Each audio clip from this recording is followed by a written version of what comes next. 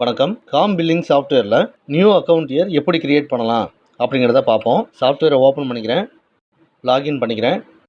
இந்த company selection ஸ்க்ரீனில் நாம் எந்த அக்கௌண்ட் இயரில் யூஸ் பண்ணிக்கிட்டு இருக்கோம் அப்படிங்கிறது இங்கே ஷோ ஆகும். 2023லேருந்து 24 இந்த அக்கௌண்ட் இயரில் இருக்கும்.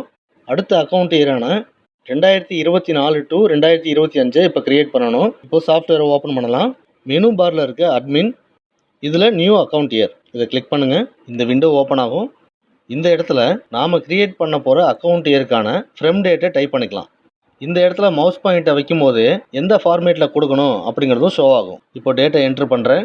01-04-2024 இதை கொடுத்துட்டு இந்த பக்கத்தில் இருக்க ப்ரொசீட் அப்படிங்கிற பட்டனை கிளிக் பண்ணுங்கள். ஒரு சின்ன ப்ராசஸ்க்கு அப்புறமா சக்ஸஸ்னு மெசேஜ் வந்துடும். ஓகே கொடுத்துக்கோங்க.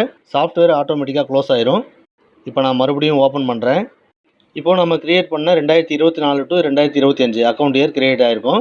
இந்த ஏரோ பட்டனை ப்ரெஸ் பண்ணோம் அப்படின்னா பழைய அக்கௌண்ட் இயரும் காட்டும். புது அக்கௌண்ட் இயர் கிரியேட் பண்ணதுக்கு அப்புறமா பழைய அக்கௌண்ட் இயரில் இருக்கிற எந்த டேட்டாவையும் சேஞ்ச் பண்ண முடியாது. ஓப்பன் பண்ணிவிட்டு வெரிஃபைலாம் பண்ணிக்கலாம். எடிட் பண்ணவோ நியூவாக கிரியேட் பண்ணவோ முடியாது. அதனால் நியூ அக்கௌண்ட் இயர் கிரியேட் பண்ணுறதுக்கு முன்னாடியே பழைய அக்கௌண்ட் இயரில் இருக்கிற பெண்டிங் பில்ஸ் எல்லாத்தையுமே முடிச்சிருங்க. அதுக்கு அப்புறமா புது அக்கௌண்ட் இயரை கிரியேட் பண்ணிக்கலாம். நன்றி, வணக்கம்.